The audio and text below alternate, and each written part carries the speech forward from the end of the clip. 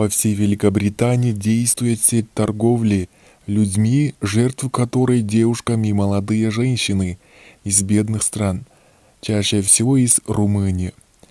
Торговцы людьми находят лазейки в местных законах и, зная, что румынская полиция часто игнорирует заявления о пропаже девушек, безнаказанно эксплуатирует своих жертв, некоторым из которых едва исполнилось 10.